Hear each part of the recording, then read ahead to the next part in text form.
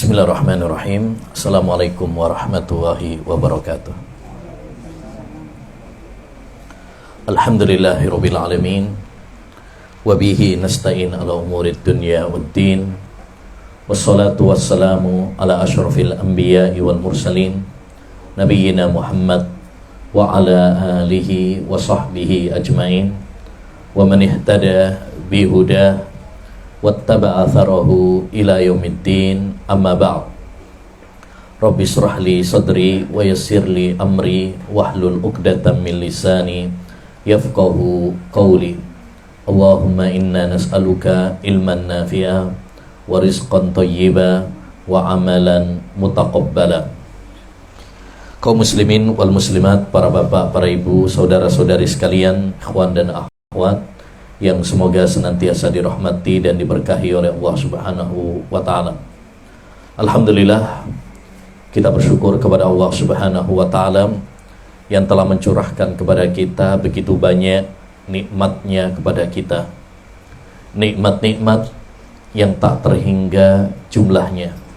Wa in ta'uddu nikmatallahi la tuhsuha. Andaikan kalian menghitung nikmat-nikmat Allah, kalian gak akan sanggup untuk menghitungnya. Kenapa gak sanggup menghitungnya? Saking banyaknya nikmat Allah kepada kita. Maka kewajiban bagi kita adalah senantiasa bersyukur kepada Allah Subhanahu wa ta'ala. Karena dengan syukur, Allah Subhanahu wa ta'ala akan melanggengkan nikmatnya untuk kita. Bahkan akan menambahkan nikmatnya untuk kita. La in syakartum la azidannakum. Kalau kalian bersyukur, aku akan tambahkan nikmatku kepada kalian. Ya, seorang ulama pernah mengatakan, qayyidu an-ni'ama bisyukri. Ikatlah nikmat-nikmat Allah itu dengan cara bersyukur. Ya, supaya enggak lepas. Kalau kita enggak syukur, nikmatnya akan lepas dari kita, dicabut oleh Allah satu persatu. Ya. Lebih-lebih kita usai bulan Ramadan ini, maka setidaknya ya sebelum kita masuk kepada kajian, ya, sebelum kita masuk kepada tema, saya ingatkan 5 hal sebagai tugas kita sebagai hamba Allah usai bulan Ramadan ini. Pertama adalah bersyukur. Mari kita syukuri nikmat-nikmat Allah Subhanahu wa ta'ala yang telah mempertemukan kita dengan bulan Ramadan. Tidak semua orang diberi kesempatan bertemu dengan bulan Ramadan. Banyak saudara kita, tetangga kita, sahabat kita, kerabat kita, guru kita, ya, yang dipanggil oleh Allah Subhanahu wa ta'ala tidak berjumpa dengan bulan suci Ramadan. Maka kita bersyukur kita masih diberi kesempatan bertemu dengan bulan suci Ramadan, diberi kekuatan, kemudahan oleh Allah beribadah di bulan Ramadan. Ya. Nah, syukur bukan cuma sekedar dengan kata-kata. Orang mengira kalau sudah mengucapkan alhamdulillah sudah syukur. Tidak. Syukur itu kata para ulama dengan 3 hal. Yang pertama, syukur dengan hati, yaitu meyakini bahwa semua nikmat semata-mata datangnya dari Allah saja. Wa ma bikum min nikmatin faminallah. Tidak ada satu nikmat pun yang kalian peroleh kecuali datangnya dari Allah saja. Bukan karena kehebatan kita, bukan karena kejeniusan kita, bukan karena ahlinya manajemen kita, tim kita, tetapi karena Allah Subhanahu wa ta'ala yang memudahkan kita. Kalau Allah nggak memudahkan, kita nggak bisa apa-apa. Jadi ini yang pertama. Yang kedua, syukur itu diwujudkan dengan lisan. Kita memuji Allah Subhanahu wa ta'ala, menyanjung Allah Subhanahu wa ta'ala, mengucapkan alhamdulillah. Afdhalul dzikri la ilaha illallah wa afdhalud du'ai alhamdulillah. Sebaik-baik zikir, kata Nabi, kalimat tauhid, la ilaha illallah, tidak ada sesembahan yang berhak diibadahi kecuali hanya Allah saja. Dan sebaik-baik doa adalah ucapan alhamdulillah. Kenapa alhamdulillah adalah sebaik-baik doa? Karena orang yang mengucapkan alhamdulillah sejatinya dia berdoa supaya nikmatnya ditambah. Karena itu salah satu bentuk syukur kita kepada Allah Subhanahu wa taala. Itulah kenapa kita dalam banyak momentum dianjurkan mengucapkan alhamdulillah. Habis makan alhamdulillah. Bangun tidur alhamdulillahilladzi ahyana ba'dama amatana wa ilaihin nusyur. Habis bersin wahing, ya, alhamdulillah. Kenapa? Karena bersin itu nikmat. Bangun tidur itu nikmat. Bisa makan itu nikmat. Sehingga kita bersyukur kepada Allah Subhanahu wa taala. Yang ketiga, syukur itu diwujudkan dengan anggota badan. Yaitu kita gunakan nikmat-nikmat Allah Subhanahu wa taala dalam rangka mendekatkan diri kepada Allah. Kalau kita diberi harta, gunakan harta kita, belanjakan harta kita di jalan Allah. Untuk mendukung dakwah, untuk bangun masjid, untuk membantu para fakir miskin, ya, dan kegiatan-kegiatan positif ibadah kepada Allah Subhanahu wa taala. Kalau kita diberi kesehatan, gunakan kesehatan badan kita untuk ibadah, mendekatkan diri kepada Allah. Kalau kita diberi kesempatan, kelonggaran, waktu luang, gunakan untuk mendekatkan diri kepada Allah Subhanahu wa taala. Ya. Manakala nikmat yang Allah berikan kepada kita tidak kita gunakan mendekatkan diri kepada Allah, di situ nikmat berubah menjadi sebuah bencana, sebuah petaka, sebuah musibah. Kullu nikmatin la tuqarribu ilallah fahiya niqmah. Kata para ulama, setiap nikmat yang tidak membuat dirimu semakin dekat sama Allah, maka itu adalah petaka.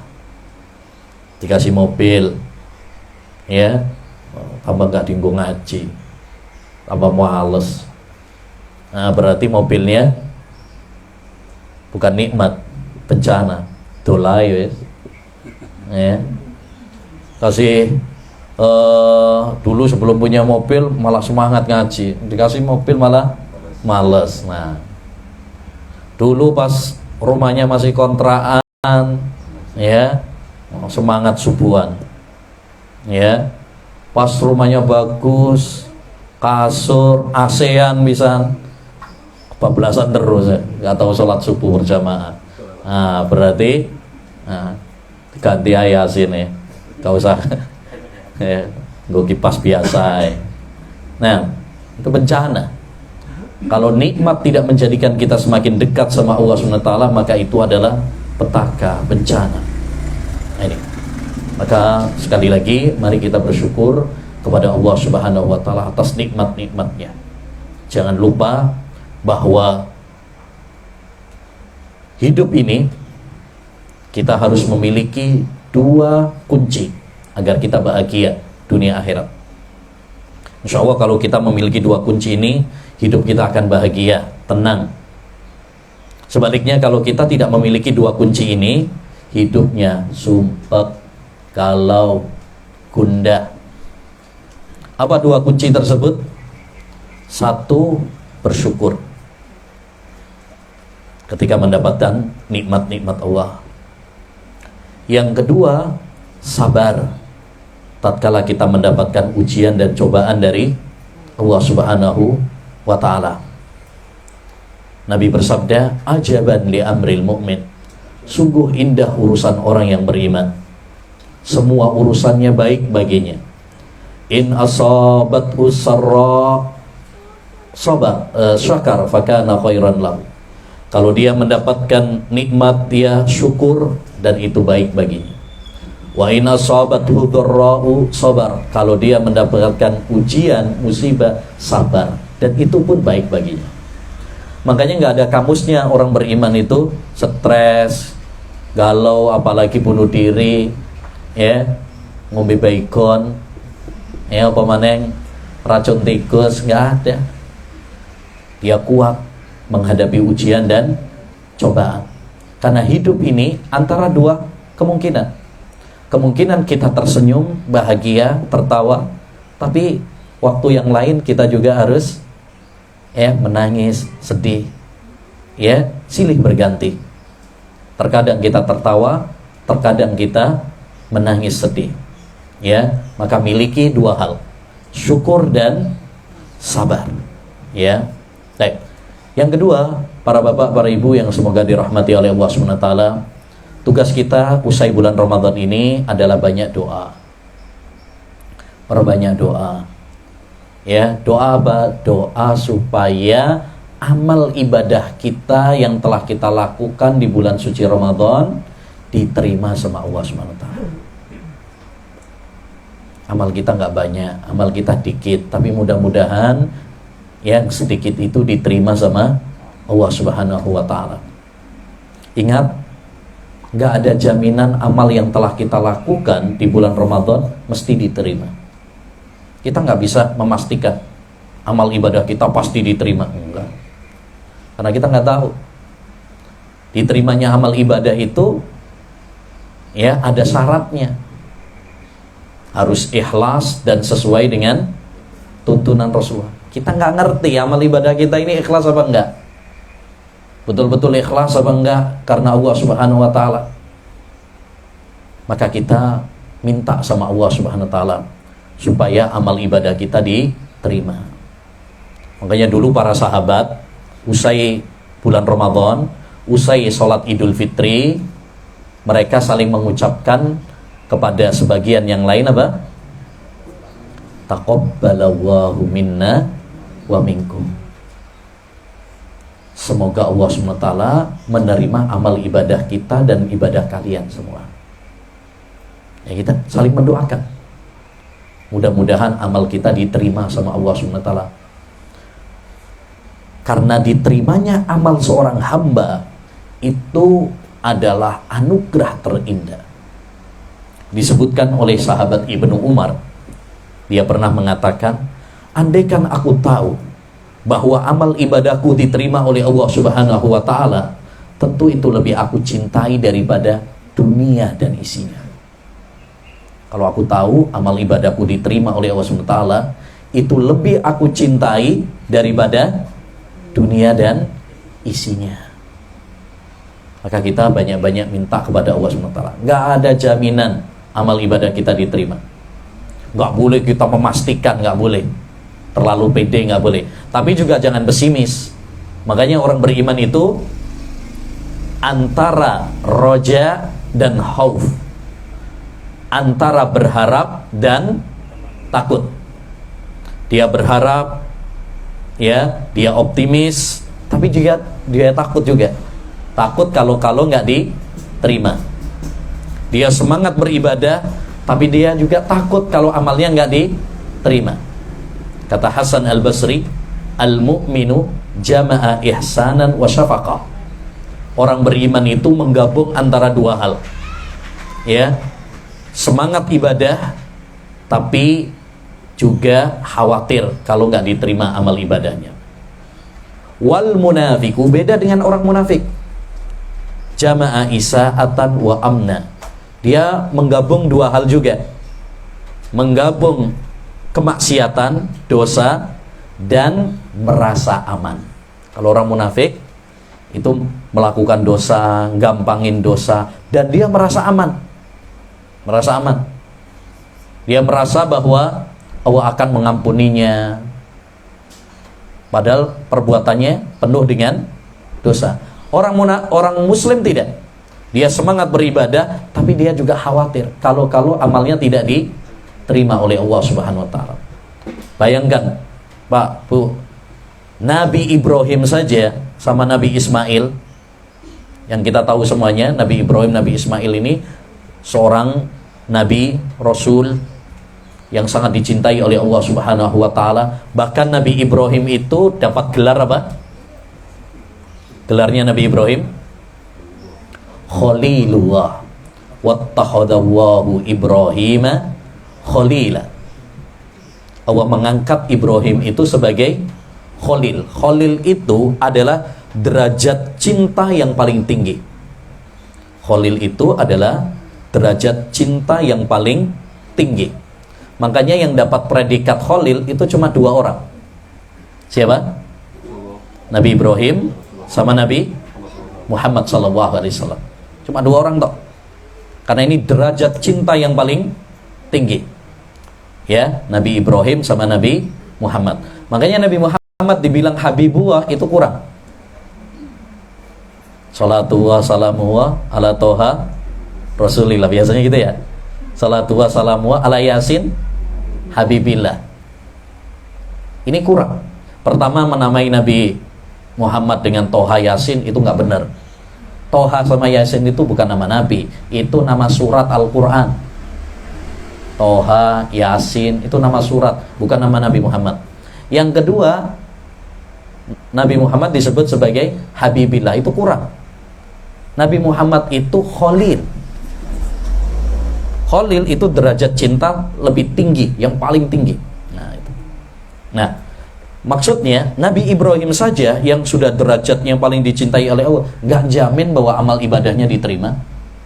Allah berfirman dalam surat Al-Baqarah, wa idh yarfa'u Ibrahimul qawa'ida minal baiti wa Ismail Rabbana taqabbal minna innaka antas samiul alim. Ingatlah tatkala Nabi Ibrahim dan Nabi Ismail ya mengangkat pondasi, maksudnya bangun Ka'bah itu. Kemudian usai bangun Ka'bah, keduanya berdoa, ya Allah, terimalah amal ibadah kami. Masya Allah, ini Nabi Ibrahim, Nabi Ismail baru melakukan, usai melakukan amal ibadah yang mulia, bangun Ka'bah, tapi nggak jamin bahwa amal ibadahnya diterima. Dia berdoa, ya Allah, terimalah amal ibadah. Begitu orang-orang yang beriman. Ya, mereka bersemangat ibadah, tapi ya mereka khawatir kalau amal ibadah mereka nggak diterima. Yang ketiga, usai bulan Ramadan ini, mari kita banyak istighfar kepada Allah. Jangan lupa banyak istighfar. Kok istighfar Ustaz? Habis puasa kok istighfar? Ya. Karena walaupun kita sudah melakukan amal ibadah, puasa dan lain sebagainya, hendaknya kita mengakui bahwa kita masih banyak kekurangannya. Istighfar itu beda dengan taubat ya. Apa bedanya? Kalau taubat itu habis melakukan dosa, itu taubat. Tapi kalau istighfar nggak mesti habis melakukan dosa. Buktinya kita habis sholat ngomong apa? Istighfar, astagfirullah. Habis sholat itu benar. Nabi SAW selesai salam, astagfirullah. Selesai sholat. Kenapa? Karena walaupun kita sudah berupaya sholatnya ya sebagus mungkin, pasti ada kekurangannya, itu pasti. Bukankah kita sering sholat, badan kita sholat, badan kita di masjid ya, tapi pikiran nih mbonang di kan gitu, pasti banyak kekurangannya. Puasa pun demikian. Walaupun kita sudah berusaha puasa itu sebaik mungkin, pasti ada kekurangannya. Kita masih sering puasa tapi ghibah, ngomongin orang, ya kan? Kita masih puasa tapi ya masih sering dengerin atau nonton yang tidak bermanfaat, bahkan mungkin dosa. Makanya ya kita perbanyak istighfar kepada Allah Subhanahu wa taala. Ya. Karena istighfar itu bisa menutupi lubang-lubang kekurangan dari amal ibadah yang telah kita lakukan. Makanya para ulama mengatakan istighfar itu di penutup ibadah.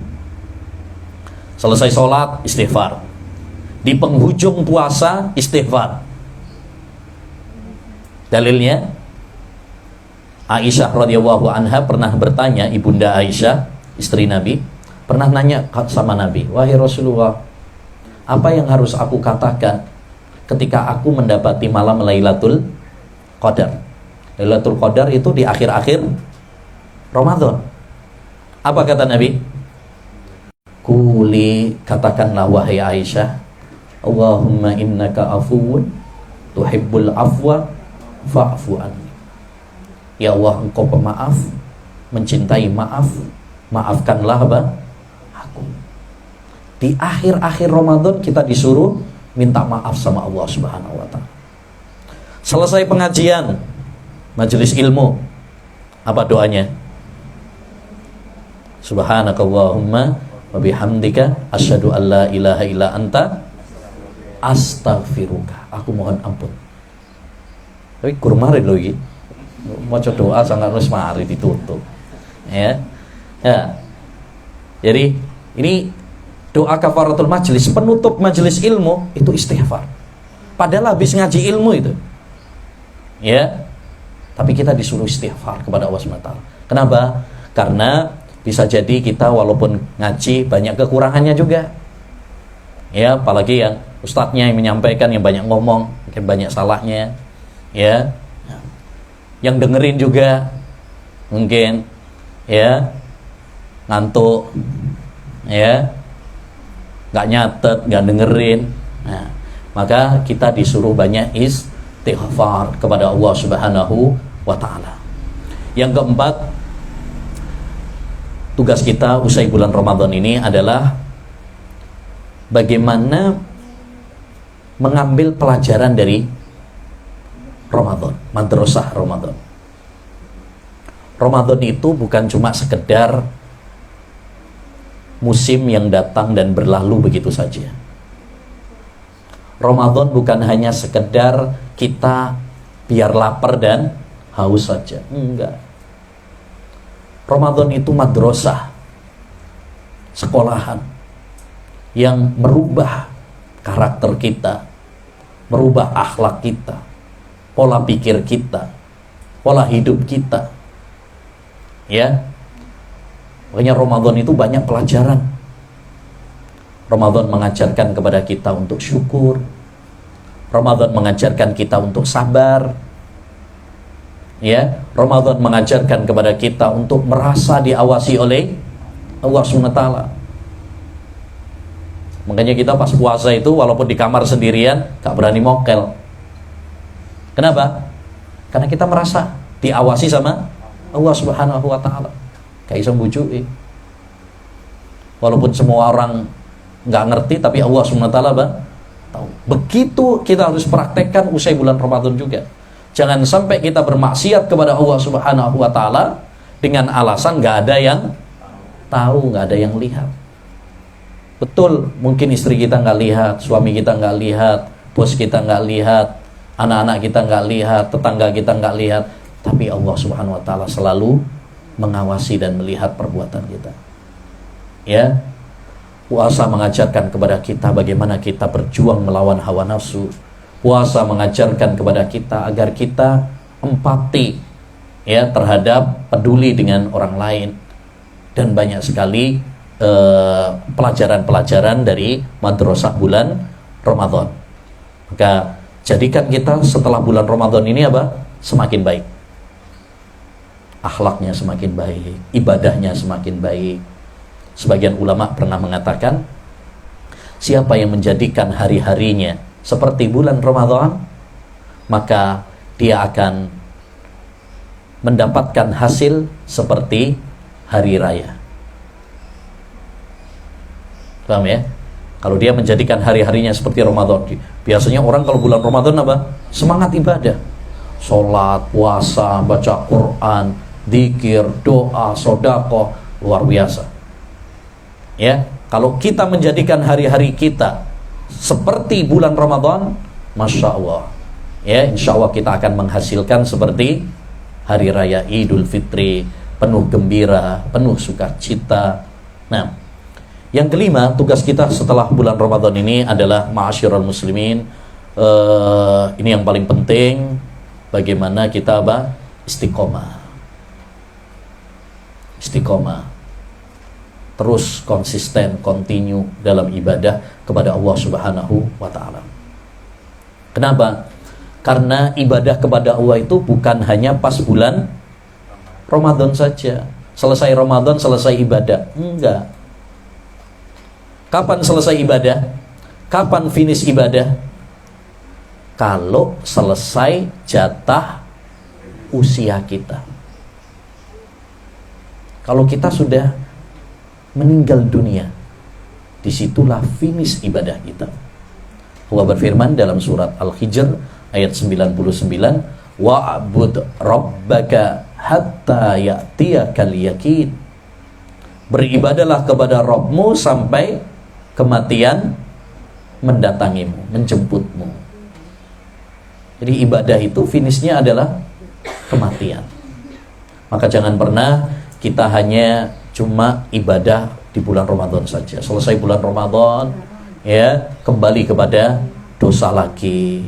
Ya, mari kita berusaha semaksimal mungkin untuk semangat, ya, beribadah, istiqomah, ya, terus menerus, karena Allah SWT mencintai orang-orang yang beribadah kepada Allah secara kontinu. Termasuk di antara ibadah yang mulia adalah ngaji ilmu agama, menghadiri majelis-majelis ilmu, menimba ilmu agama. Ini termasuk ibadah. Yang finishnya adalah kapan selesai kita menuntut ilmu? Meninggal dunia juga. Karena ini bagian dari ibadah kepada Allah Subhanahu wa ta'ala. Makanya Imam Ahmad mengatakan, ma'al mihbarah ilal maqbarah. Bersama tinta, maksudnya alat tulis, kita terus belajar, mencatat, ya, menulis, menghimpun faedah-faedah. Nah, ini penting ya. Kita kalau hadir dalam kajian dan sebagainya, itu membawa alat tulis, dicatat. Qayyidul ilma bil kitabah. Kata Nabi SAW, ikatlah ilmu itu dengan tulisan. Soalnya bila ikat ditulis, biasanya hilang. Ya, biasanya hilang. Betul, faham pas kajian. Mari kajian, ambiar. Ya, biasanya gitu. Ya, makanya dicatat. Kalau bisa, kita punya buku khusus. Catatan-catatan kajian. Ya, punya catatan khusus. Setiap kajian kita punya buku catatannya. Insya Allah lambat laun buku tersebut penuh insya Allah. Kalau rajin nyatet, nggawa tok tapi gak dicatat, ya bodoh aja. Ya, jadi ini penting. Kata Imam Ahmad, bersama tinta, alat tulis, ilal maqbarah, sampai ke liang kubur. Maksudnya kita terus belajar sampai kapan? Sampai kita ini mati. Karena kita butuh kepada ilmu. Kita diciptakan oleh Allah di dunia ini untuk apa? Ibadah. Ya, wa ma khalaqtul jinna wal insa illa liya'budun. Surat Ad-Dariyat ayat 56. Tidaklah saya ciptakan jin dan manusia kecuali agar mereka beribadah kepadaku. Dan kita tidak mungkin beribadah kecuali dengan ilmu. Ya, ibadah itu bukan cuma modal semangat, ikut kata banyak orang, pakai perasaan, enggak. Tapi harus ikhlas dan harus sesuai dengan tuntunan Rasulullah SAW. Nah, kita nggak mungkin beribadah sesuai tuntunan kalau kita nggak punya ilmunya. Disinilah pentingnya kita terus belajar. Bahkan kata Imam Ahmad rahimahullahu ta'ala, hajatun nasi ilal ilm asyaddu min hajatihim ila ta'ami wasyarab. Manusia itu lebih butuh kepada ilmu ketimbang butuh kepada makan dan minum. Kita butuh makan dan minum kan, supaya bisa tetap hidup. Gak mangan, keluwen suwi-suwi mati. Begitu pula kita kepada ilmu. Kebutuhan hati kita kepada ilmu lebih penting, lebih mendesak. Kalau badan ini nggak dikasih makan, nggak dikasih minum, mati. Begitu juga hati kita. Kalau tidak mendapatkan siraman ilmu Al-Quran dan Sunnah, hati pun akan kering, layu, ya, sakit, bahkan mungkin mati tanpa kita sadari. Kalau kita sehari itu butuh makan minum 3 kali sehari cukup, tapi kepada ilmu nggak cukup. Karena setiap langkah kita, setiap gerakan kita, setiap aktivitas kita butuh kepada ilmu. Mau makan butuh ilmu, mau tidur butuh ilmu, mau sholat butuh ilmu, mau wudhu butuh ilmu, mau jual beli butuh ilmu. Bahkan mau buang hajat butuh ilmu, mau nikah, ya, mau berhubungan suami istri butuh ilmu. Semua aktivitas kita butuh kepada ilmu. Makanya betul kata Imam Ahmad, manusia itu lebih butuh kepada ilmu daripada kepada makan dan minum. Karena kalau makan dan minum 3 kali cukup, ya, tapi kepada ilmu nggak cukup 3 kali sehari. Setiap menit, setiap detik kita butuh kepada ilmu. Disinilah ma'asyiral muslimin, pentingnya kita terus semangat dalam belajar ilmu agama. Baik, ma'asyiral muslimin wal muslimat rahimani wa rahimakumullah. Insyaallah taala pada kesempatan yang berbarokah ini kita akan, ya, ngaji tentang 10 kunci, ya, kesucian hati. Ya, kesucian hati atau tazkiyatun nufus. Tazkiyatun nufus, yaitu kesucian hati dari noda-noda dosa. Ya, kita sucikan hati kita dari kotoran-kotoran syubhat dan syahwat, penyakit-penyakit hati. Kita bersihkan. Ya. Dengan cara apa? Ya, dengan cara melaksanakan perintah-perintah Allah Subhanahu wa taala dan meninggalkan larangan-larangan Allah Subhanahu wa taala. Itu tazkiyatun nufus. Dan ini penting, ya. Tazkiyatun nufus itu penting, kesucian hati.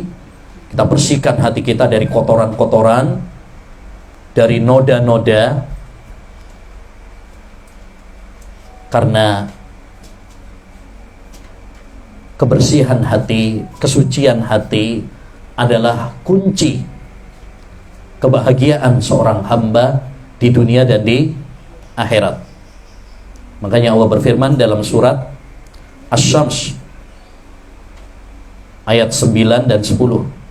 Kata Allah Subhanahu wa taala, qad aflaha man zakkaha wa qad khaba man dassaha. Sungguh telah berbahagia. Maksudnya bahagia dunia akhirat. Orang yang membersihkan jiwanya, membersihkan hatinya. Membersihkan hatinya dari apa? Dari kotoran-kotoran tadi. Dan kotoran hati itu, ya, ada 3. 1 syirik,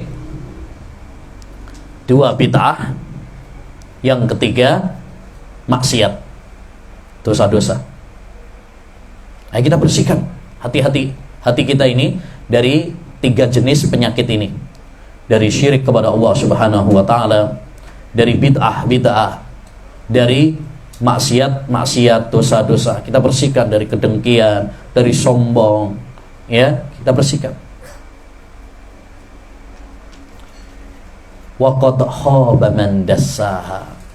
Sebaliknya, sungguh rugi, sengsara dunia akhirat orang yang mengotori hatinya, mengotorinya dengan syirik, mengotorinya dengan bid'ah, mengotorinya dengan maksiat kepada Allah Subhanahu wa taala.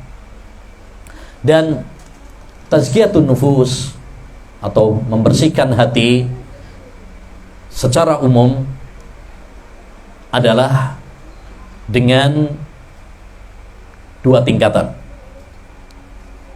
Pertama adalah membersihkan hati dengan melakukan amalan-amalan yang disyariatkan. Ya. Baik itu amalan-amalan hati maupun amalan-amalan anggota badan atau amalan-amalan lisan. Amalan hati seperti apa? Tawakal, ikhlas, syukur, sabar. Amalan anggota badan seperti sholat, puasa, zakat, haji. Amalan lisan seperti baca Quran, dzikir, sholawat, amar ma'ruf nahi mungkar, dan lain sebagainya. Jadi tazkiyatun nufus itu tingkatan yang pertama adalah dengan melaksanakan amal-amal kebajikan, karena ini bisa meningkatkan keimanan kita. Ingat, akidah Ahlussunnah wal Jamaah bahwa iman manusia itu kembang kembes. Iman manusia itu pasang surut, bertambah dan berkurang. Makanya kita harus berupaya terus meningkatkan keimanan kita.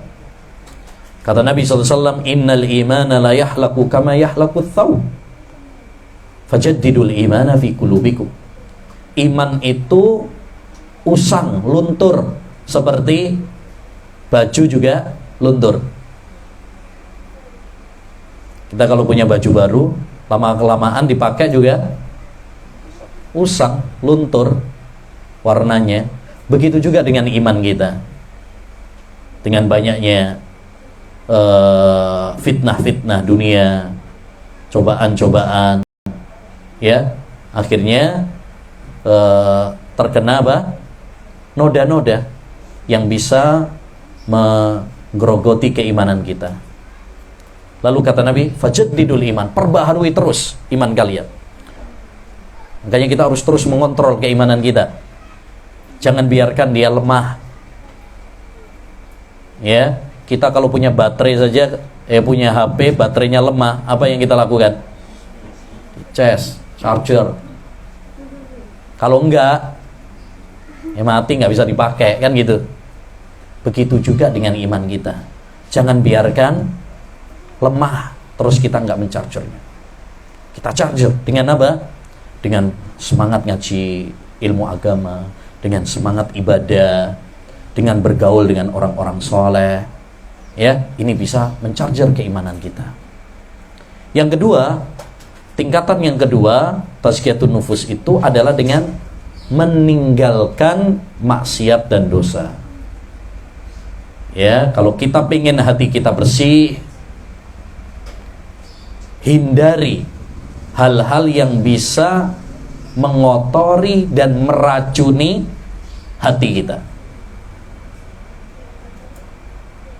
Ya, apa saja yang bisa meracuni hati kita tadi? Syirik, bid'ah, kemudian dosa-dosa, baik dosa besar maupun dosa kecil. Kata Imam Ibnul Mubarak, ra'aitu dzunuba tumitul quluba wa qad yurisu dhulla idmanuha wa tarku dzunubi hayatul qulubi wa khairun li nafsika isyanuha. Aku melihat dosa itu bisa mematikan hati. Makanya disebutkan dalam hadis, orang kalau melakukan maksiat, hatinya akan dikasih titik hitam. Kalau dia istighfar, titik hitamnya hilang. Kalau dia tetap melakukan maksiat, ditambah terus titik hitamnya sampai kemudian hatinya gelap gulita, sehingga menjadi hati yang keras, hati yang mati. Ketika mendapatkan peringatan, gak peduli. Ini kebanyakan manusia sekarang. Na'udzubillah, dikasih peringatan oleh Allah SWT dengan COVID, diberi peringatan oleh Allah longsor, ya, banjir, ya, gempa bumi, meletusnya gunung, tapi tetap apa? Maksiat. Artinya dia nggak mengambil apa? Pelajaran, menganggap itu hanya faktor alam aja. Kata Allah Subhanahu wa taala, "Falaula idza ja'ahum ba'suna tadarra'u walakin qasat qulubuhum wa zayyana lahumus syaitanu ma kanu ya'malun." Andaikan tatkala datang peringatan kami kepada mereka, lalu mereka bersimpuh di hadapan Allah, bertobat kepada Allah, tentu itu lebih baik. Tapi ternyata hati mereka keras. Nah, ini kebanyakan hati kita itu keras, gersang, membeku, membatu, ya, seringkali mendapatkan peringatan tapi kita enggak mengambil peringatan dari Allah Subhanahu wa taala. Ini hati yang sangat berbahaya, yaitu hati yang keras, hati yang membeku, membatu. Ini berbahaya. Kenapa hati itu bisa keras? Karena tumpukan dosa-dosa. Tumpukan dosa-dosa. Bayangkan ma'asyiral muslimin, Hajar Aswad, batu itu yang ada di Ka'bah, disebutkan dalam hadis riwayat Tirmidzi yang disahihkan oleh Syekhul Albani, nazalal hajarul aswad minal jannah wa launuhu abyad. Hajar Aswad itu turun dari surga. Itu batu ajaib itu. Turun dari surga. Sekalipun demikian gak bisa mendatangkan manfaat atau menolak madharat. Apalagi batu ajaibnya yang lain gitu ya. Itu batu ajaib dari surga saja gak bisa mendatangkan manfaat. Pemenang batu ajaibnya Ponari, ya, itu gak bisa sama sekali. Makanya Umar bin Khattab pernah mencium Hajar Aswad. Dia mengatakan apa? Inilah a'lam annaka hajar. Saya tahu kamu itu hanya sebuah batu. La tadurru wa la tanfa. Gak bisa mendatangkan manfaat atau menolak madarat. Falaula anni ra'aitu Rasulullah SAW yuqabbiluka ma qabbaltu. Andaikan aku gak melihat Rasulullah menciummu, ya, saya gak menciummu. Ya. Nah, ini. Baik. Yang kedua, kata Nabi SAW, launuhu abiyad. Pas ketika pertama kali turun dari surga itu, warnanya abiyad. Apa abiyad? Putih. Dalam riwayat yang lain seperti susu. Dalam riwayat yang lain seperti es. Sawwadathu khataya bani Adam.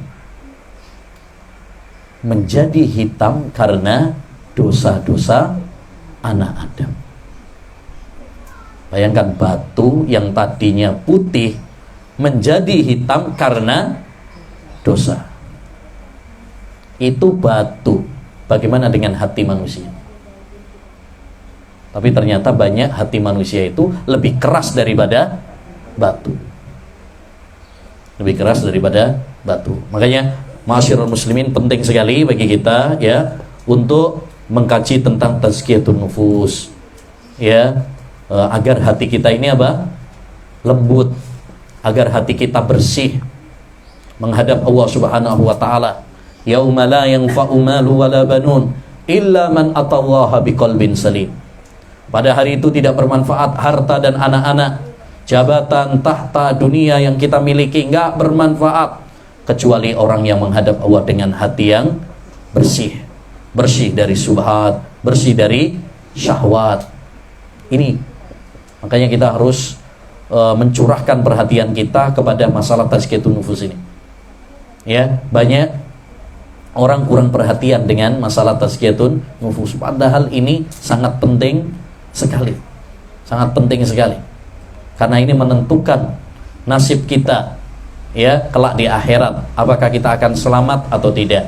Apakah kita akan di surga ataukah di neraka? Allah Subhanahu wa taala tidak melihat kepada postur tubuh kita, ya. Allah tidak melihat kepada fisik kita. Allah tidak melihat kepada jabatan kita. Allah tidak melihat kepada harta kita. Yang Allah lihat adalah hati kita dan amal perbuatan kita. Sebagaimana dalam hadis, innallaha la yanzuru ila suwarikum wa ajsamikum wa amwalikum walakin yanzuru ila qulubikum wa a'malikum. Allah enggak lihat kepada postur tubuh kalian, ya, harta kalian, nasab kalian, tapi Allah melihat kepada hati kalian. Kalau kita malu sama manusia, kalau kita pakai baju yang kotor. Kalau keluar ketemu sama orang, badannya masih kecut, belum mandi, biasanya malu ya. Isin rek, ya kelambine kotor kabeh. Ya. Badannya apa? Ya, bau, kecut, kurung adus. Biasanya kita malu. Kecuali kalau yang nggak punya malu ya. Biasanya kita malu.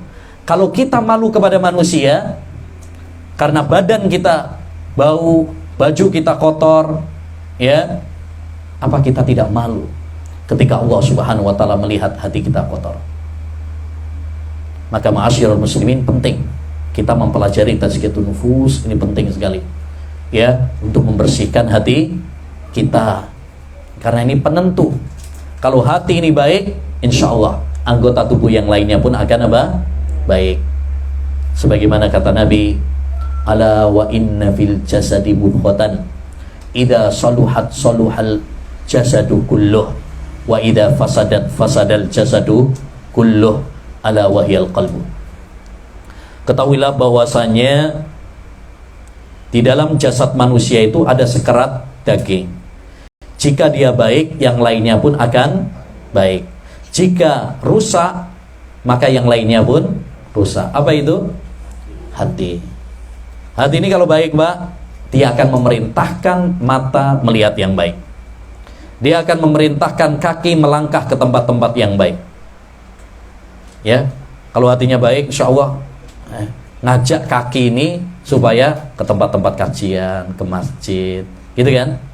Tapi kalau hatinya rusak, dia akan perintahkan kaki ini melangkah ke tempat-tempat yang rusak, ya, memerintahkan mata melihat yang haram, memerintahkan telinga, ya, melihat mendengar yang haram, memerintahkan lisan ngomong omongan yang kotor dan lain sebagainya. Tergantung bagaimana hati kita. Makanya kata sahabat Abu Hurairah radhiyallahu an, al-qalbu kal malik wal a'dha'u junuduhu. Hati itu seperti raja dan anggota tubuh yang lainnya seperti tentaranya, pasukannya. Pasukan itu tergantung kepada raja, panglimanya, merintahkan apa. Kalau rajanya baik, dia akan memerintahkan yang baik. Tapi kalau rajanya rusak, zalim, dia akan memerintahkan kepada kerusakan. Ya, baik. Ma'asyiral muslimin rahimani wa rahimakumullah.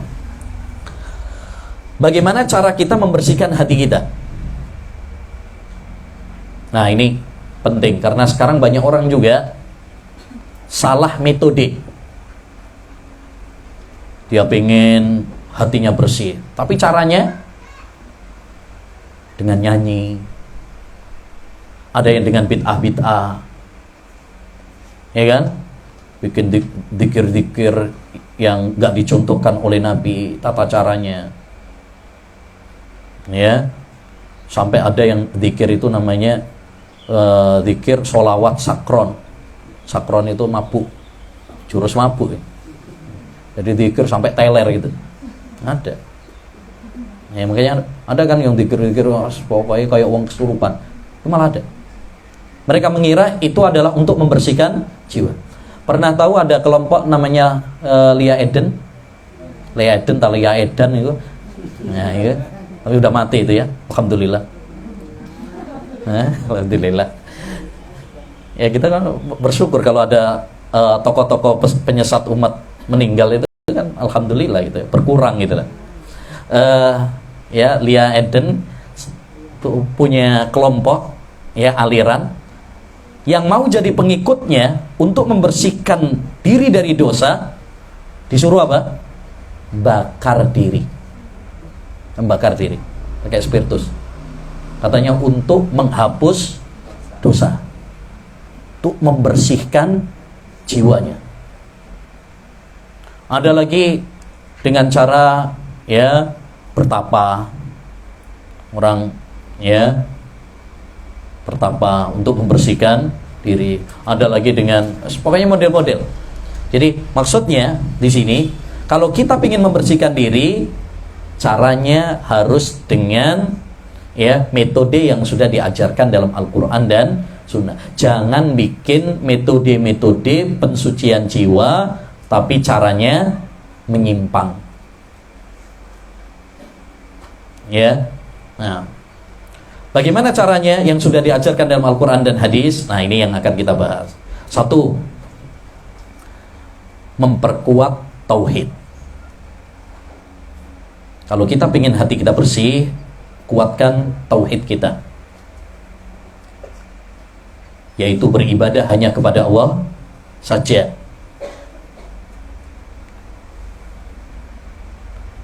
Hati ini tidak akan bersih kalau kita tidak mentauhidkan Allah Subhanahu wa ta'ala. Makanya dalam ayat Al-Quran surat Fussilat ayat 7, Allah mengatakan, wa wailul lil musyrikin alladzina la yu'tuna zakata wa hum bil akhirati kafirun. Celakalah orang-orang musyrik, yaitu orang-orang yang tidak menunaikan zakat. Orang-orang musyrik yang tidak menunaikan zakat. Maksudnya zakat di sini adalah kesucian hati. Kenapa? Karena ayat ini turun di Mekah. Mekah belum diturunkan syariat zakat saat itu. Ya. Jelas ya? Makanya kata para ulama, yang dimaksud dengan ayat yang mulia ini, celakalah orang-orang musyrik, yaitu orang-orang yang tidak membersihkan hatinya dengan iman, dengan tauhid kepada Allah Subhanahu wa ta'ala. Maka kalau kita ingin membersihkan hati kita, ya, perkuat tauhid kita. Ini paling penting, karena kita diciptakan oleh Allah untuk beribadah hanya kepadanya. Bahkan dakwah seluruh para nabi adalah mengajak umat untuk bertauhid. Allah berfirman dalam surat An-Nahl ayat 36, walaqad ba'asna fi kulli ummatin rasula an i'budullaha wajtanibut taghut. Dan sungguh kami telah mengutus pada setiap umat seorang rasul untuk menyampaikan kepada umatnya, yaitu apa? Beribadahlah hanya kepada Allah saja dan jauhilah taghut, sesembahan selain Allah. Kalau kita tidak mentauhidkan Allah, kalau kita menyekutukan Allah, selain beribadah kepada Allah, kita beribadah kepada yang lainnya juga, maka hati kita bukan hati yang bersih, ya, tetapi hati yang ternodai. Tadi sudah kita sampaikan, noda hati itu ada 3, ya. Yang paling pertama adalah syirik. Jadi kalau kita melakukan kesyirikan, berarti hati kita sudah nggak suci lagi, najis, ya. Bahkan ini najis mughalladhah, najis yang paling parah, ya Bang. Innamal musyrikuna najas. Sesungguhnya orang-orang musyrik itu najis, kotor yang bandel. Karena kotoran itu kan macam-macam, ya. Ada kotoran yang bandel, ya, susah untuk dibersihkan. Nah, ini dosa syirik ini. Walaupun kita melakukan amal ibadah, kalau kita berbuat syirik, gak ada manfaatnya. Apa kata Allah Subhanahu wa ta'ala? Ya, la in asyrakta la yahbatanna amaluka. Surat Az-Zumar ayat 65. Kalau kamu berbuat syirik, batal semuanya amal perbuatan. Gak ada manfaatnya. Ya, bahkan kalau kita berbuat syirik kepada Allah Subhanahu wa ta'ala, Allah gak akan mengampuni dosa-dosa kita kalau kita gak bertobat sebelum mati. Sebagaimana Allah berfirman dalam surat An-Nisa ayat 48, innallaha la yaghfiru ayyushraka bihi wa yaghfiru ma duna dzalika liman yasha. Allah enggak mengampuni dosa syirik, tapi mengampuni dosa-dosa selain syirik bagi yang dikehendaki oleh Allah. Kenapa Allah enggak ampuni dosa syirik itu? Saking bandelnya noda syirik, Pak. Allah kan Maha Pengampun, tapi khusus dosa syirik enggak diampuni sama Allah. Saking bandelnya dosa ini, noda ini. Kalau dosa-dosa yang lain masih ada harapan. Walaupun kita nggak bertobat, itu masih ada harapan Allah mengampuni. Jadi kunci kesucian hati yang pertama adalah apa? Tauhid. Kalau kita bertauhid, hati kita akan bersih. Tergantung tauhid kita. Semakin tauhid kita semakin mantap, semakin kuat, maka kesucian hati semakin bening, semakin bersih, semakin kinclong. Karena itu tauhid orang itu kan bertingkat-tingkat. Kalau semakin mantap ya semakin bersih hatinya. Makanya Allah mengatakan dalam surat Al-An'am ayat 82, alladzina amanu wa lam yalbisu imanahum bidzulmin ulaika lahumul amnu wa hum muhtadun. Orang-orang yang beriman dan mereka tidak mencampur adukkan keimanan mereka dengan kedzaliman. Yang dimaksud zalim di sini syirik. Yani mereka bertauhid dan tidak menodainya dengan syirik. Ya, ulaika lahumul amnu. Bagi mereka apa? Keamanan, kebahagiaan, kenyamanan. Makanya orang paling bahagia itu orang yang bertauhid. Kalau kita pengen hidupnya tenang, bahagia, tauhid. Ya. Semakin kuat tauhid kita, semakin sempurna kebahagiaan kita. Baik. Jadi tidak ada kebersihan hati, tidak ada kesucian hati kecuali dengan mewujudkan apa? Tauhid. Yang kedua, kunci yang kedua agar hati kita bersih, suci, ya, adalah berdoa kepada Allah Subhanahu wa taala. Minta sama Allah Subhanahu wa taala agar diberi hati yang bersih. Doa apa? Penting nih, doa ini penting sekali. Kata Nabi, laisa syai'un akramu inda wa minad doa. Tidak ada suatu amalan yang lebih mulia di sisi Allah daripada doa. Dan Nabi juga bersabda, ad-du'a huwal ibadah. Doa itu adalah intisarinya ibadah. Karena kita ini adalah hamba yang lemah. Kita ini hamba yang lemah. Kita butuh sama Allah Subhanahu wa taala. Sehebat apapun kita, sekuat apapun kita, kita adalah makhluk yang penuh dengan kekurangan. Ya ayyuhan nas antumul fuqara'u ilallah. Wahai orang-orang yang wahai sekalian manusia, kalian adalah orang-orang yang fakir, butuh kepada Allah. Wallahu wal ghaniyul hamid. Ya, sedangkan Allah SWT adalah zat yang maha kaya. Makanya orang yang enggak mau berdoa dibilang sama Allah apa? Sombong. Kenapa? Karena kita ini butuh sama Allah. Kok enggak mau minta sama Allah? Kok enggak mau berdoa sama Allah? Sombong. Kata Allah Subhanahu wa taala, "Wa qala rabbukum ud'uni astajib lakum. Innal ladzina yastakbiruna an ibadati sayadkhuluna jahannama dakhirin." Surat Ghafir ayat 60. Kata Allah, Rabb kalian mengatakan, "Berdoalah kepadaku, aku akan kabulkan doa-doa kalian." Masya Allah. Allah nyuruh kita berdoa dan berjanji akan mengabulkan doa-doa kita. Lalu kata Allah, sesungguhnya orang-orang yang sombong, nggak mau doa sama saya. Nah ini. Kenapa Allah mengatakan orang yang nggak berdoa itu sombong? Karena kita ini butuh sama Allah. Kok nggak mau minta sama Allah Subhanahu wa taala? Sombong. Ya. Nah, kata Allah, orang-orang yang sombong dari berdoa kepadaku, nggak mau beribadah kepadaku, mereka akan masuk neraka dalam keadaan hina. Jadi kunci yang kedua agar kita diberi kesucian hati adalah doa. Doa, kata para ulama, kunci semua kebaikan di dunia dan di akhirat. Maka perbanyak doa, ya. Di antara doa yang diajarkan oleh Nabi, ini doa supaya kita diberi hati yang bersih. Ya, Allahumma ati nafsi taqwaha wa zakkiha anta khairu man zakkaha anta waliyuha wa maulaha. Ini doa yang dicontohkan oleh Nabi, diajarkan oleh Nabi sebagaimana dalam riwayat Muslim.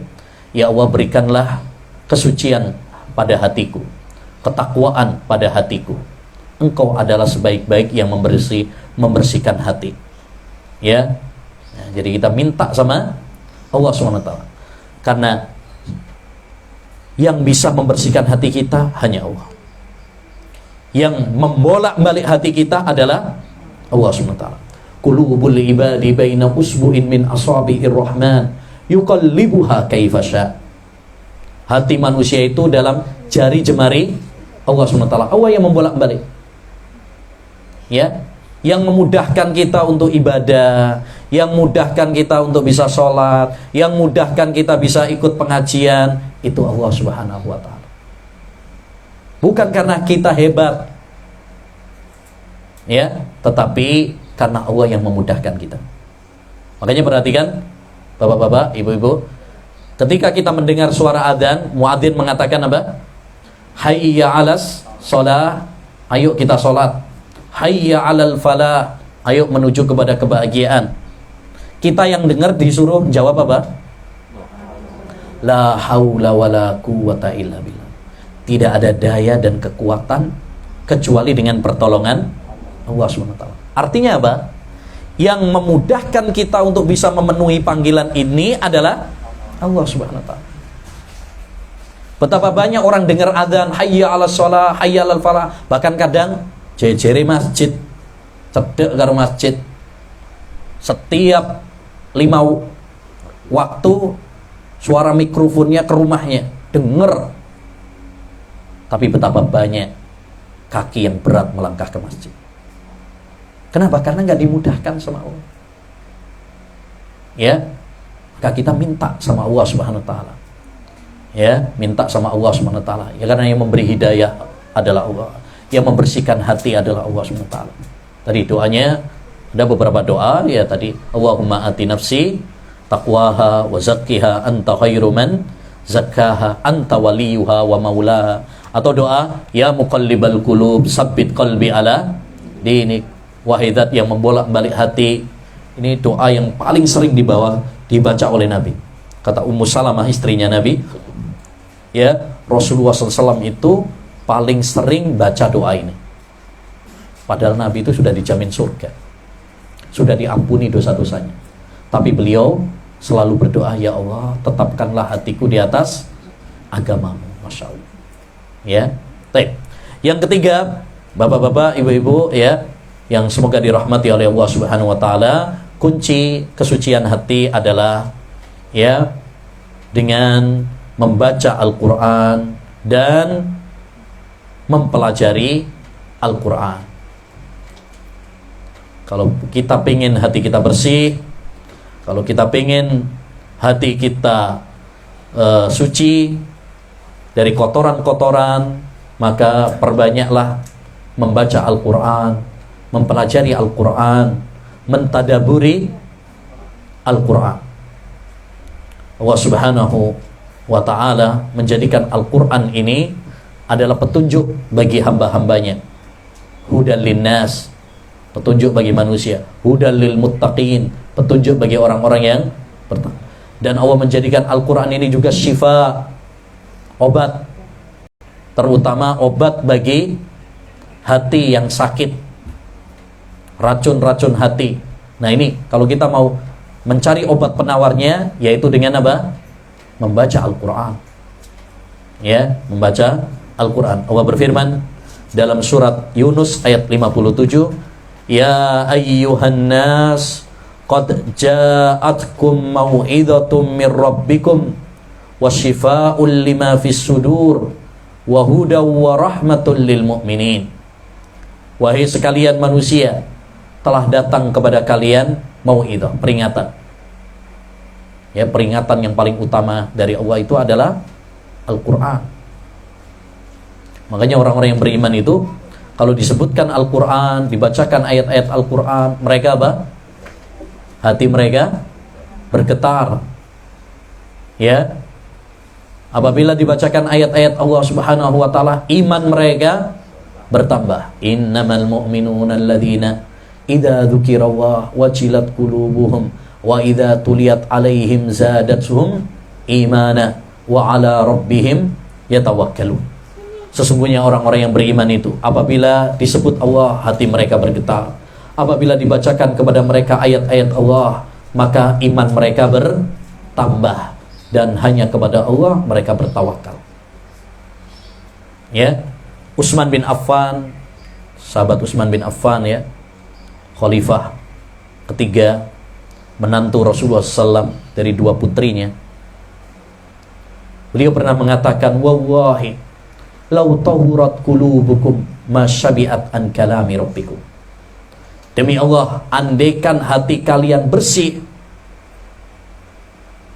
maka kalian tidak akan pernah merasa puas dengan Al-Quran. Maksudnya apa? Kurang terus, gak ada bosan-bosannya. Kalau hati kalian apa? Bersih. Tapi kalau nggak bersih, ya itu cepet bosan nih. Baru baca sak lembar ngantuk ya, sanggup. Ya, nah ini. Tapi kalau kita itu hati kita bersih, masya Allah, kurang terus, menikmati, merasakan manis dengan Al-Quran.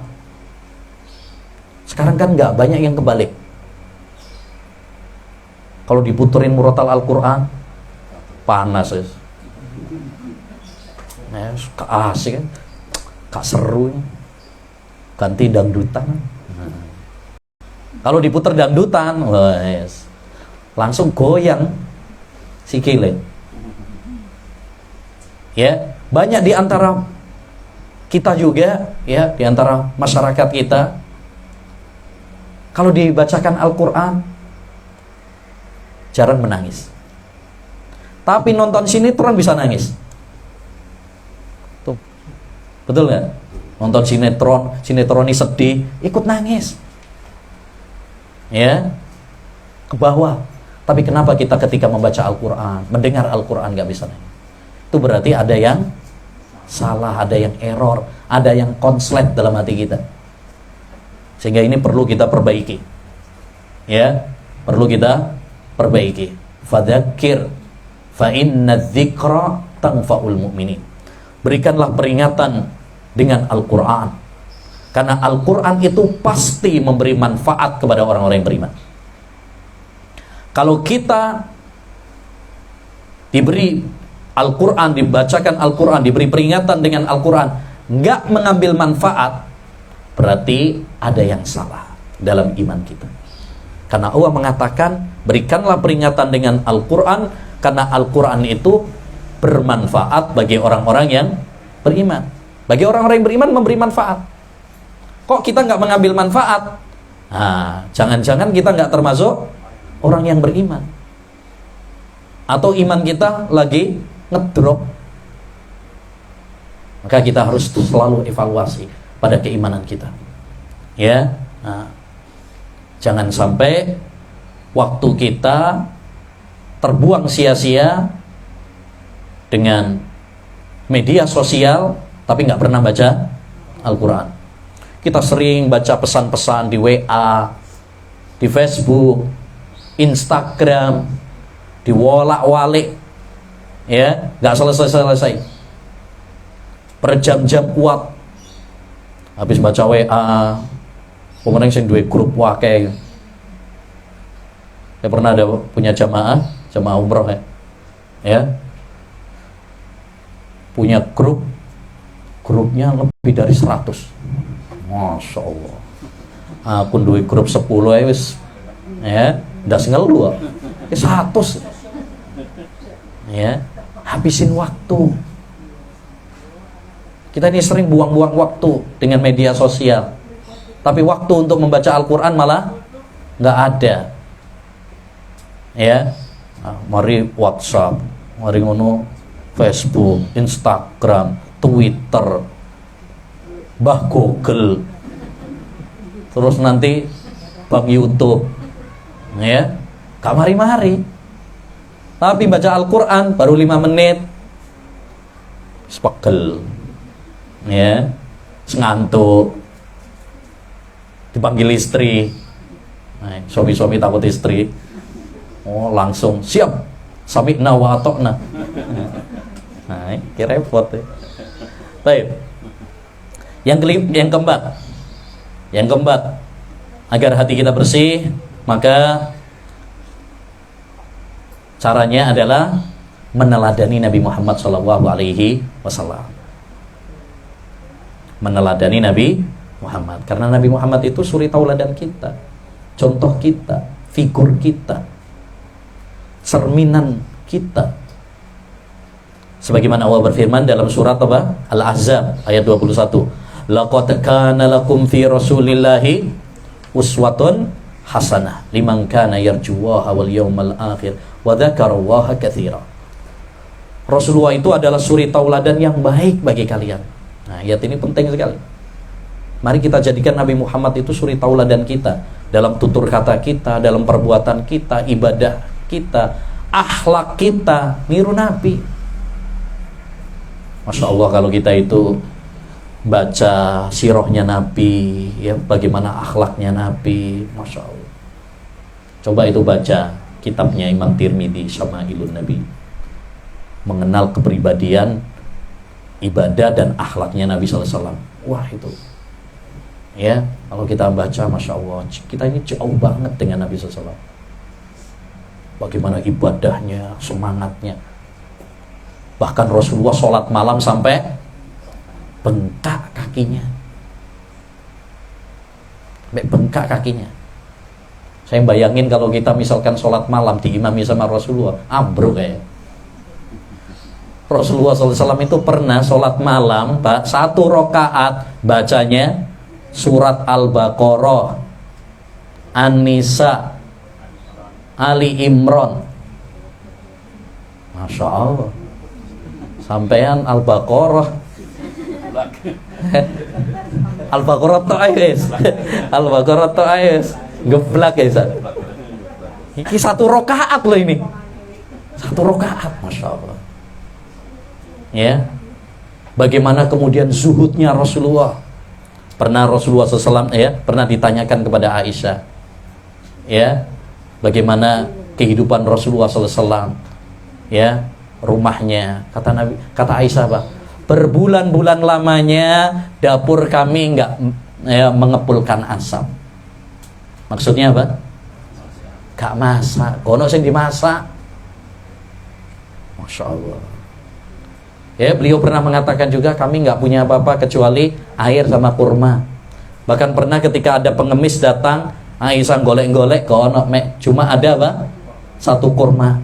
Itu pun dibelah jadi 2. Masya Allah. Itu rumah tangga manusia terbaik, yaitu Rasulullah SAW. Oh, kita sekarang, nah, Masya Allah, dapur ya kayak Alfamart, siap kabeh, kulkasnya Masya Allah ada, ya. Kalau sehari kosong aja, yes, cingkrak-cingkrak, ya.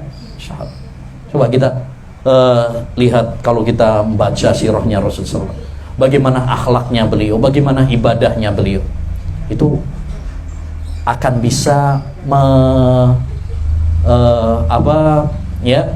betul-betul mensucikan hati kita, membersihkan hati kita, ya. Nah, selanjutnya ma'asyiral muslimin rahimani wa rahimakumullah, ya, di antara kiat untuk mensucikan hati, ya, adalah sering-sering ingat akhirat, ingat mati. Sebagaimana kata Nabi alaihi salatu wassalam, aksiru dzikrahatimil ladzat. Perbanyaklah oleh kalian mengingat penghancur kelezatan. Apa penghancur kelezatan itu? Kematian. Ini Nabi loh yang nyuruh kita supaya sering mengingat kematian itu, bukan saya. Kadang ada orang itu ikut pengajian kok serem, ya, ya, bahasnya mati, ya. Nabi yang nyuruh kita untuk sering-sering mengingat apa? Kematian. Kalau ada pengajian yang sering membahas tentang kematian, bagus, karena itu jarang zaman sekarang. Dan manusia zaman sekarang itu harus sering diingatkan dengan kematian. Karena banyak di antara kita ini lalai. Banyak di antara kita ini cinta dunia, mabuk dunia. Jadi perlu untuk diingatkan tentang kematian. Ya, kita sering menyaksikan kematian tetangga kita, kerabat kita. Tapi pertanyaannya, sudahkah itu menggugah hati kita? Kita sering mensolati jenazah, ya, kita sering mengantarkan jenazah, menguburkan jenazah. Tapi pertanyaannya, Kita tergugah nggak melihat semua itu? Atau biasa-biasa aja? Banyak di antara masyarakat kita, ya, ikut mengantarkan jenazah, tapi malah cengengesan, ketawa-ketawa aja. Menunjukkan apa? Hatinya keras, nggak mengambil pelajaran. Dulu para sahabat itu kalau ziarah kubur nangis. Utsman bin Affan ziarah kubur itu sampai nangis, basah jenggotnya, nangis terseduh-seduh. Para sahabat juga demikian, para salaf juga dulu kalau mengantarkan jenazah itu hening gitu. Disebutkan dalam riwayat itu hening. Kami nggak tahu mana yang keluarga mayit yang kena musibah, mana yang enggak, karena semuanya sama, sedih, hening. Ya, maka ini penting sekali. Kita sering mengingat apa? Kematian. Kenapa kita disuruh oleh Nabi mengingat kematian? Karena orang yang mengingat kematian setidaknya akan mendapatkan 3 faedah. Faedah yang pertama, semangat beribadah. Kita akan lebih bersemangat karena merasa bahwa amal kita masih dikit, masih kurang. Coba tanyakan pada diri kita, andaikan malaikat maut mencabut nyawa kita hari ini, siap belum? Kita semuanya pasti akan jawabnya apa? Belum. Si akeh dosane. Amalnya masih dikit. Maka kita dengan mengingat kematian, harapannya apa? Kita lebih termotivasi untuk beramal soleh. Ya, kita lebih mempersiapkan bekal kita. Nabi bersabda ketika ditanya, siapa orang paling cerdas wahai Rasulullah? Ayyul mu'minina aqyas. Siapa orang beriman yang paling cerdas itu?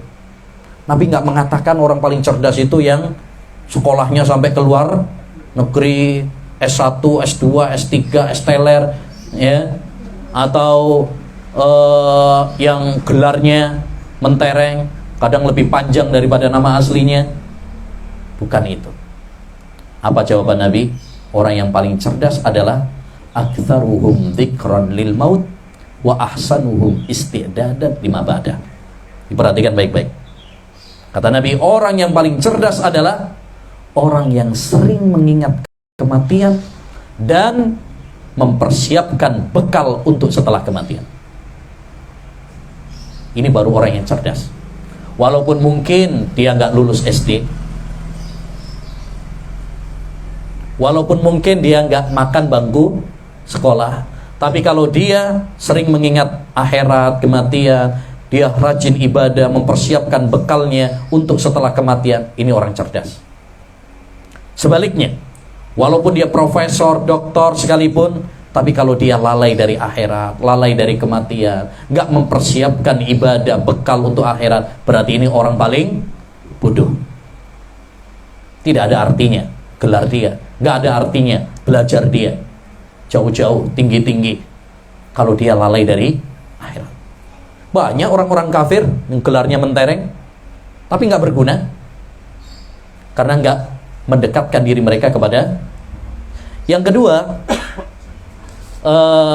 manfaat kita mengingat akhirat itu adalah apa?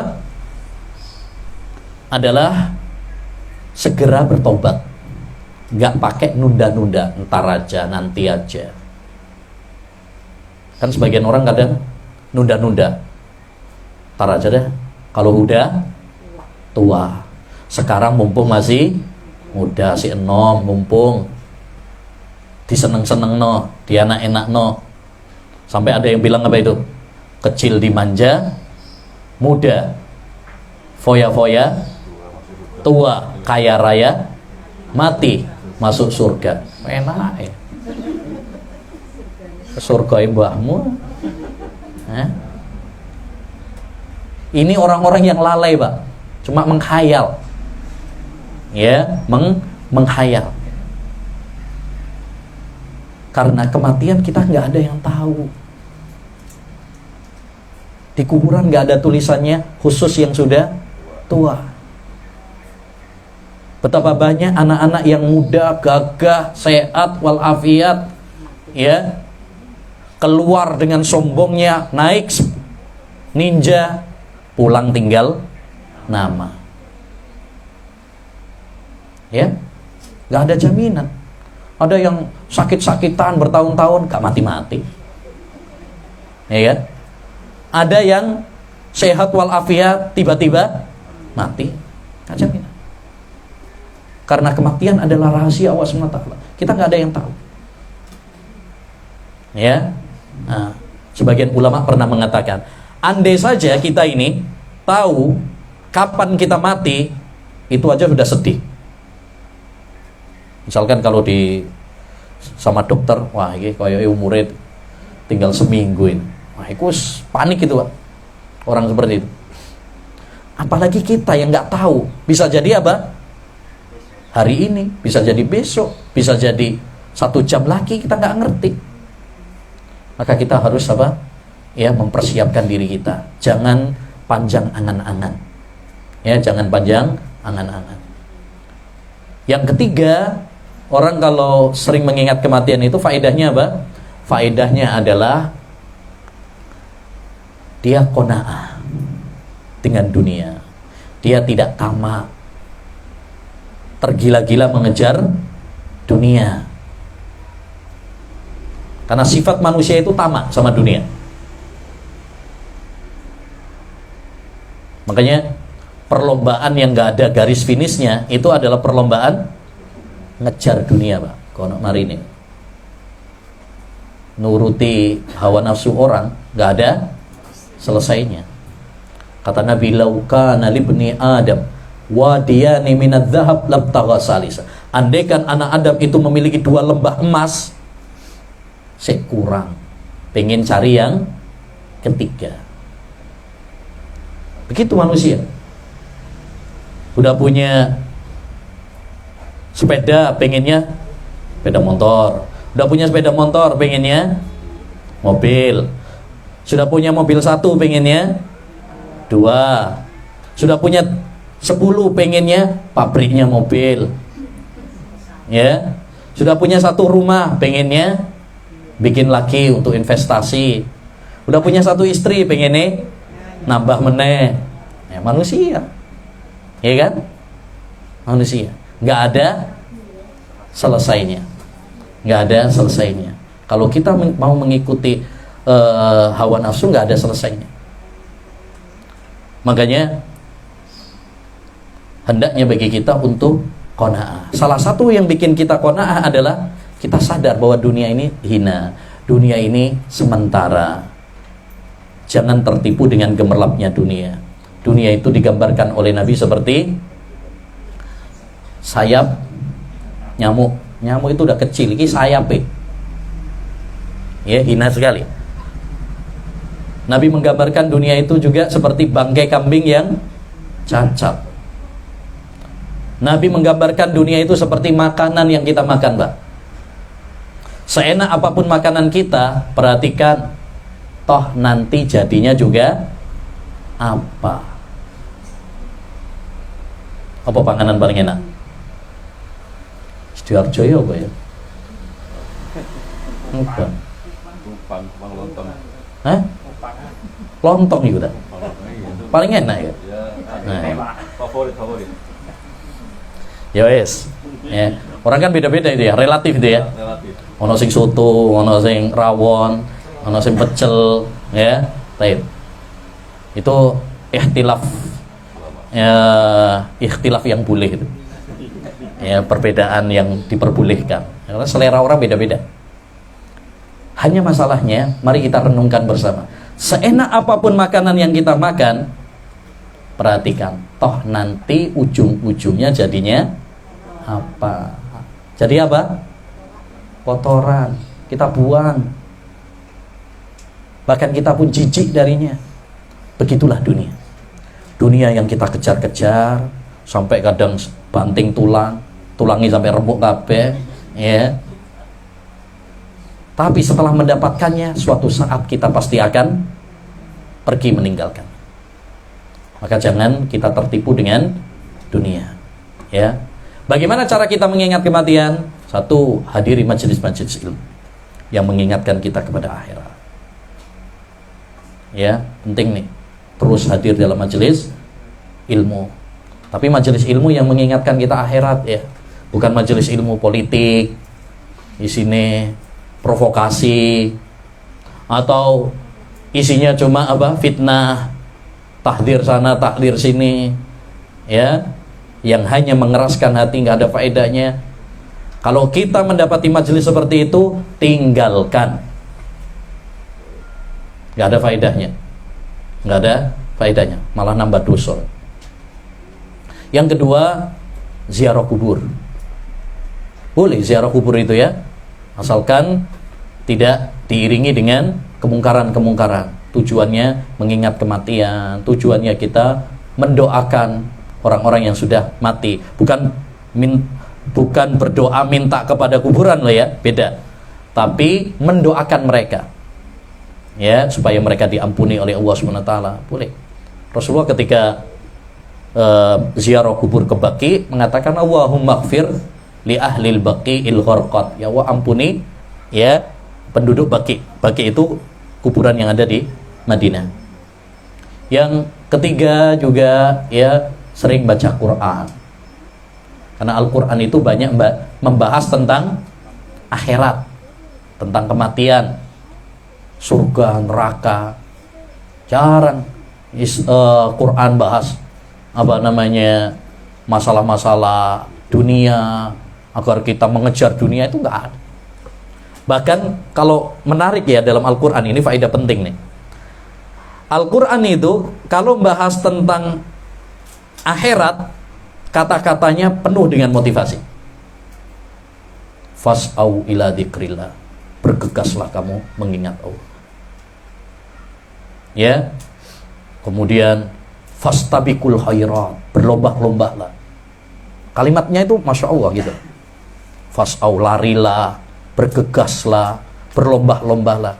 Tapi ketika menyuruh kita untuk mencari dunia, mencari nafkah, karena kita juga butuh untuk mencari nafkah, Allah cuma bilang famshu fi manakibiha, berjalanlah.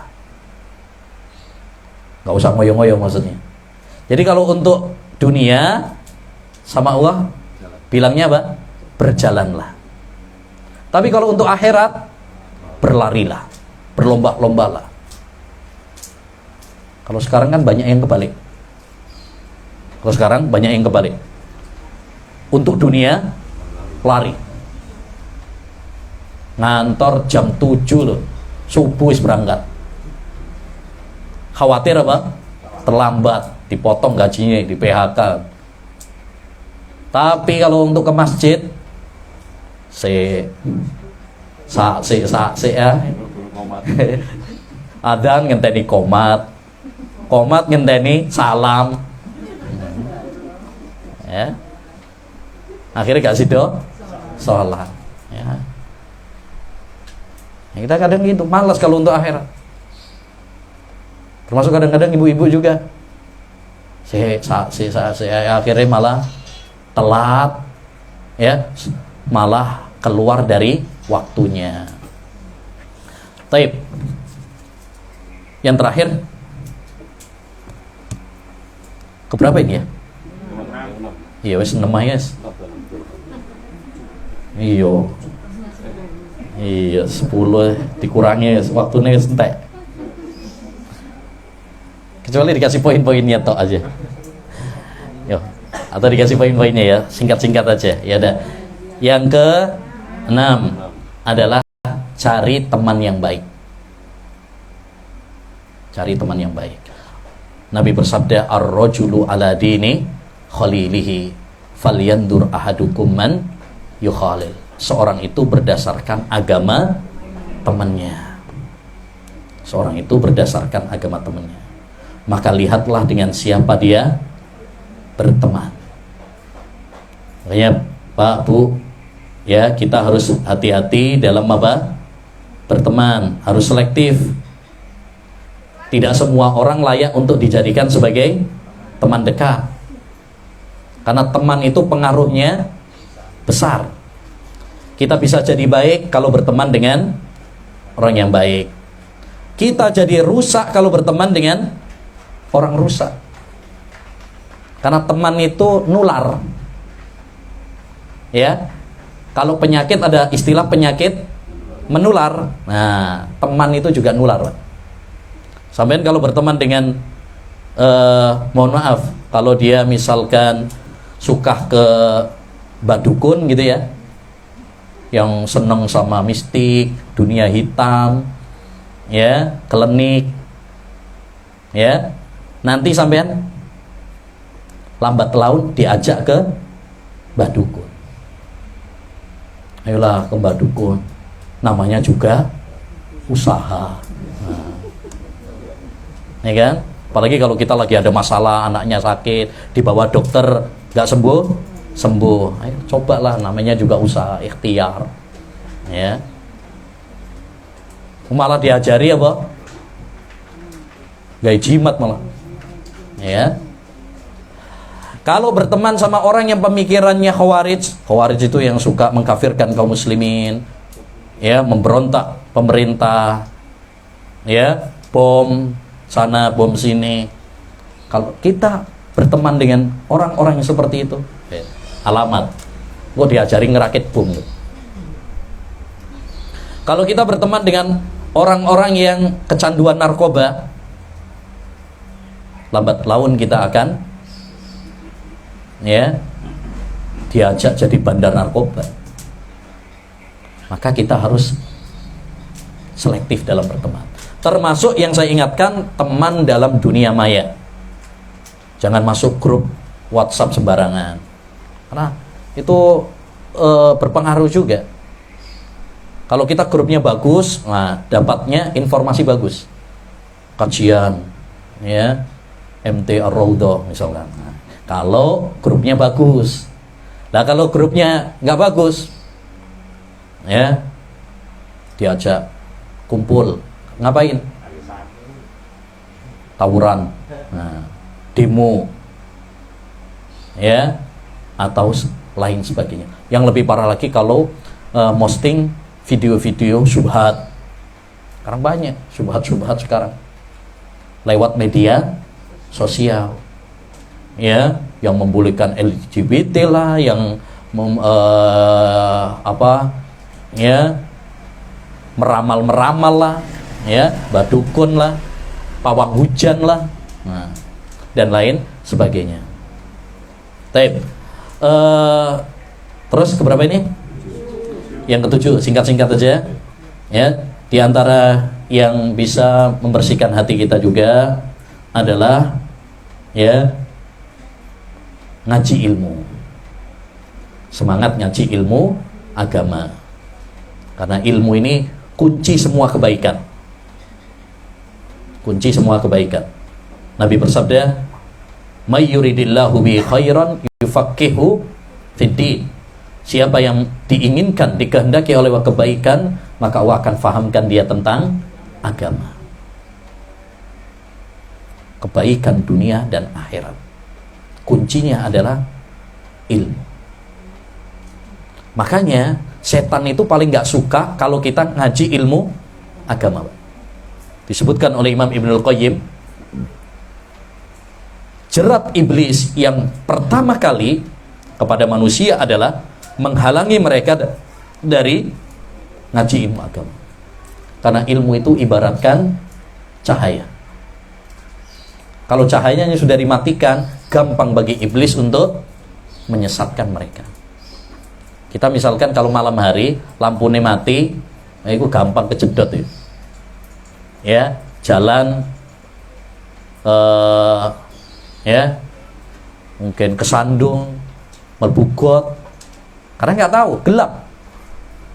Tapi kalau ada sinar, ada lampu, nah kita bisa membedakan. Begitu juga kita, ya, kehidupan kita menuju akhirat ini kita butuh kepada ilmu, sinar, supaya kita tahu mana yang halal, mana yang haram, mana tauhid, mana syirik, mana sunnah, mana bid'ah, mana yang mengantarkan ke surga, mana yang mengantarkan kita ke neraka. Baik, yang ke-8, muhasabah. Hendaknya bagi kita untuk muhasabah. Apa muhasabah itu? Introspeksi diri, ngoreksi diri kita, mikir-mikir, ya, koreksi.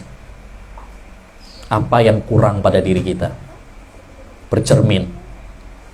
Apa sih faedahnya orang itu bercermin kok punya cermin? Kenapa kita bercermin? Biar kita tahu mana yang perlu diperbaiki. Ya. Nah, kalau kita bercermin kan tahu, oh rambutnya kurang disisir. Oh ternyata jerawatnya kurang ditambal. Ya, ketahuan gitu. Begitu juga kita butuh untuk introspeksi diri, sehingga kita bisa tahu mana yang perlu untuk diperbaiki. Allah berfirman dalam surat Al-Hasr ayat 18, ya ayyuhalladzina amanu taqullaha wal tandur nafsum ma qaddamat lighad. Wahai orang-orang yang beriman, bertakwalah kalian kepada Allah, dan hendaknya setiap jiwa, ya, hendaknya setiap jiwa apa? Memperhatikan apa yang telah dia perbuat untuk hari esok. Artinya kita perlu introspeksi diri, bekal apa yang sudah kita persiapkan untuk ya besok. Yang paling penting bukan kita tahu kiamat, ya, kapan kiamat, prediksi-prediksi. Kayak dulu ada prediksi kiamat 2012, ya, ternyata nggak ada, ya. Ini sekarang sudah 2022, ya.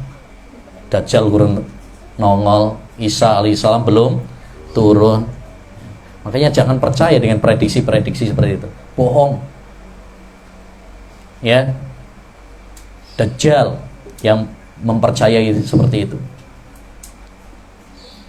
Dan nggak penting kita mengetahui kapan kiamat atau prediksi-prediksi kiamat, itu nggak penting. Yang paling penting itu apa? Apa yang sudah kita siapkan untuk setelah kematian. Karena walaupun kita nggak menjumpai kiamat, kita pasti menjumpai kematian. Ya, yang ke-9, ya, adalah zikir kepada Allah Subhanahu wa taala. Zikir kepada Allah Subhanahu wa taala. Ini hati kita akan bersih kalau kita banyak berzikir kepada Allah Subhanahu wa taala. Allah berfirman apa? Ala bidzikrillahi tatmainnul qulub. Ketahuilah dengan zikir kepada Allah Subhanahu wa taala hati ini akan tenang. Maka perbanyak zikir kepada Allah Subhanahu wa taala. Ya, perbanyak zikir kepada Allah Subhanahu wa taala. Dan zikir ada dua macam. Zikir secara umum, yaitu setiap amalan yang mengingatkan kita kepada Allah, itu zikir. Ziarah kubur itu zikir, karena mengingatkan kita kepada Allah. Menuntut ilmu seperti ini zikir apa tidak? Zikir, karena mengingatkan kita kepada Allah. Makanya majelis ilmu, nama lainnya majelis zikir. Ya, majelis zikir disebut juga dengan majelis ilmu karena mengingatkan kita kepada Allah. Yang kedua, zikir dengan lisan. Ini zikir secara khusus. Kita mengucapkan apa? Subhanallah, walhamdulillah, la ilaha illallah, Allahu akbar, istighfar, astaghfirullah, astaghfirullah, la haula wala quwata illa billah, dan sebagainya. Itu termasuk zikir. Wadhkurullaha dzikran katsira. Berzikirlah dengan zikir yang banyak. Dan ini penting. Makanya penting kita itu senantiasa berzikir kepada Allah Subhanahu wa taala, ya. Baca doa-doa, zikir-zikir yang sudah ada tuntunannya. Banyak kok buku-buku yang zikir itu, ya. Zikir pagi petang, zikir setelah sholat, ya. Bahkan doa-doa zikir itu semuanya sudah ada tuntunannya. Bangun tidur ada doanya, ada zikirnya, ya. Mau makan, selesai makan, mau ke toilet, keluar dari toilet, mau tidur, bangun tidur, pakai baju, itu semuanya apa? Ada. Hujan turun, ada zikirnya.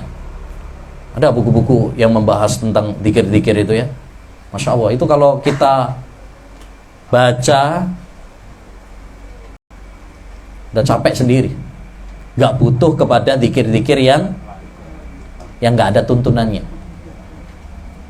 Sekarang itu aneh, orang-orang pengennya zikir-zikir palsu atau hadis-hadisnya palsu, nggak sahih dari Nabi. Sing sahih malah ditinggalkan.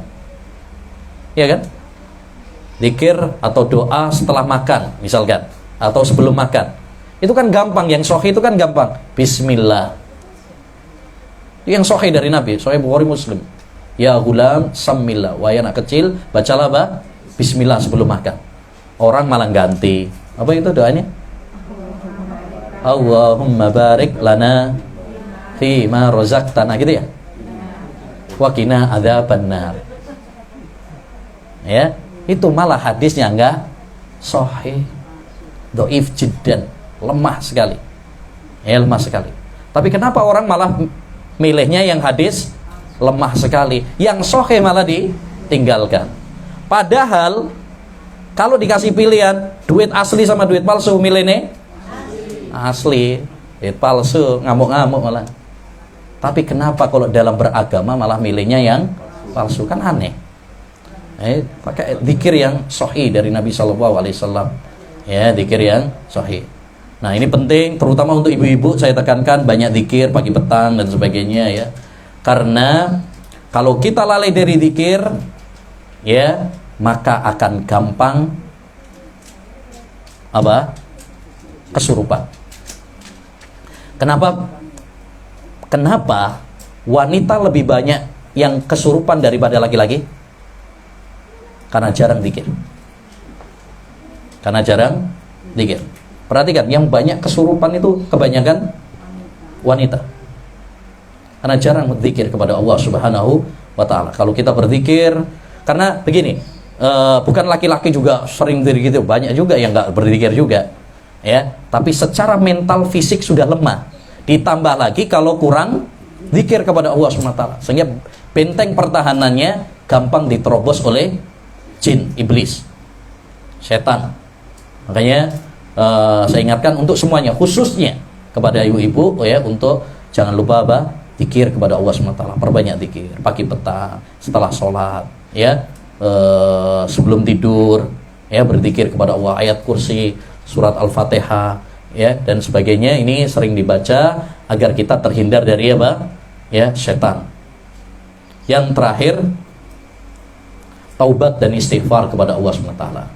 Perbanyak taubat, perbanyak istighfar ya, karena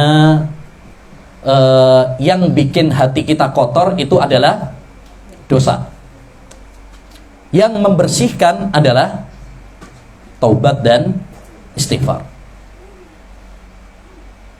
Yang bikin berat, males kita untuk ibadah itu adalah dosa. Kenapa sih kita itu kadang males untuk beribadah? Mau sholat abot, mau sholat malam berat, ya berat. Apa maning sing kamari ono asine, empuk, ono gulinge, pinggire ono bojone bisa. Nah, ya, arep tangi gua abot gitu. Ya. Kenapa? Salah satunya adalah karena dosa-dosa kita. Ini yang bikin kita malas.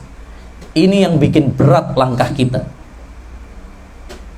Allah Subhanahu wa ta'ala berfirman, alam nashrah laka sadrak wa wada'na anka wizrak alladhi anqadha dhahrak. Wahai Rasulullah, kami telah melapangkan dadamu. Kami telah menghapus dosa-dosamu yang memberatkan punggungmu. Subhanallah. Mari kita perhatikan baik-baik ayat ini ya. Rasulullah itu dosanya sedikit, itu pun sudah diampuni sama Allah SWT. Tapi Allah mengatakan apa? Kami telah mengampuni dosa-dosamu wahai Muhammad yang telah memberatkan punggungmu. Dosanya Nabi Muhammad itu sedikit, itu pun kata Allah sudah memberatkan punggungnya Nabi Muhammad. Apalagi dosanya kita, ya, bukan memberatkan punggung toh, sekali iso mlaku, ya. Andaikan kita tahu betapa beratnya dosa kita, ya. Cuma kan dosa itu nggak kelihatan gitu ya, nggak kelihatan. Andaikan kita tahu betapa beratnya dosa-dosa kita, nah kita nggak akan bisa sanggup untuk memikulnya. Maka perbanyak istighfar, perbanyak doa. Nabi Muhammad saja setiap hari itu bertobat istighfar kepada Allah sehari 100 kali. Itu Nabi Muhammad 100 kali. Padahal dosanya sedikit dan itu sudah diampuni sama Allah. Ya, maka kita banyak bertobat, banyak istighfar kepada Allah Subhanahu wa taala. Ya, kalau kita melakukan dosa segera bertobat. Ya. Dan setelah kita melakukan kebaikan juga jangan lupa perbanyak istighfar kepada Allah Subhanahu wa taala. Wis pas ya, 10 ya. 10 wis pas juga jam 10. Itu yang bisa kita sampaikan, mudah-mudahan menambah ilmu yang bermanfaat bagi kita semuanya, ya, menambah keimanan bagi kita semuanya, ya, dan mudah-mudahan Allah Subhanahu wa taala menjadikan kita semuanya penduduk surganya. Amin ya rabbal alamin. Kita tutup dengan doa. Rabbana dzalamna anfusana wa illam taghfir lana wa tarhamna lanakunanna minal khasirin. Rabbana hab lana min azwajina wa dhurriyyatina qurrata a'yun waj'alna lil muttaqina imama. Rabbana atina fid dunya hasanah wa fil akhirati hasanah wa qina adzabannar. Allahumma inna nas'aluka ilman nafi'a wa rizqan thayyiba wa amalan mutaqabbala. Allahumma ya muqallibal qulub sabbit qulubana ala dinik. Allahumma ati anfusana taqwaha wa zakkiha anta khairu man zakkaha anta waliyuha wa maulaha. Allahumma hdina li ahsanil akhlaq la yahdi li ahsaniha illa anta wasrif anna sayyi'aha la yasrifu anna sayyi'aha illa anta. Wa sallallahu wa sallama ala nabiyyina Muhammad wa ala alihi wa sahbihi ajma'in. Subhanakallahumma wa bihamdika asyhadu an la ilaha illa anta astaghfiruka wa atubu ilaik. Assalamualaikum warahmatullahi wabarakatuh.